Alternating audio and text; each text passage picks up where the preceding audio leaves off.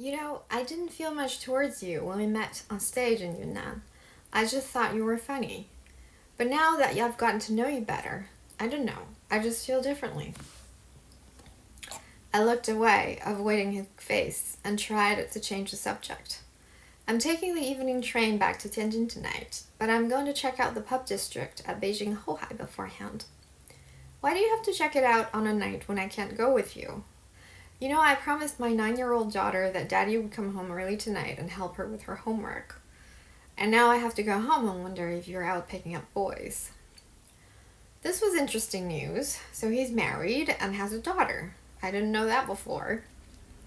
I don't pick up boys. I'm just gonna go take some pictures and have a cocktail. And yes, you should go home and assist the wife and educate the kids. Stop mocking me, Dawei said, feigning indignation. There's a Chinese phrase defining the traditional role of a good wife called assist the husband and educate the kids. The way I applied it to Dawei may have led him to believe I was mocking his manhood. But I wasn't. In fact, I thought it was very cute. All these years Dawei has been a tour guide. He has never cheated on his wife. Even though it would have been so easy, since he was constantly away from home and in a hotel. He never did it. Back when I worked at the consulting firm, even before that, during summer internships at other firms, the number of married men who'd attempted to cheat on their wives while traveling is higher than you would expect. More like appallingly massive. And they all seemed like nice guys if you meet them. I liked them and worked with them and respected them. Never in my dreams would I have imagined that they would cheat, until I had the unpleasant experience of having to deal with a few of them. These men aren't the type I would categorize as players, and they seem to be perfectly in love with their wives.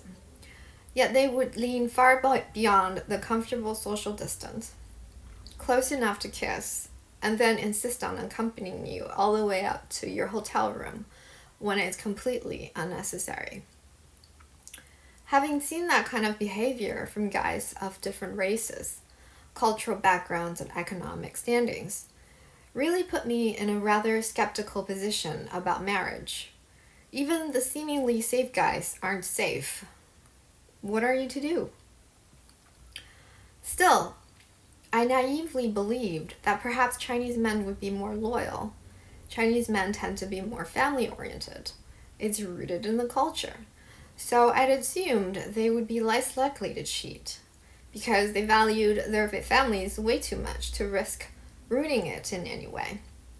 When I met Kai, he kind of killed my China husband dream, and Dawei wasn't helping. Maybe loyalty isn't a cultural trait. Maybe it's just rare.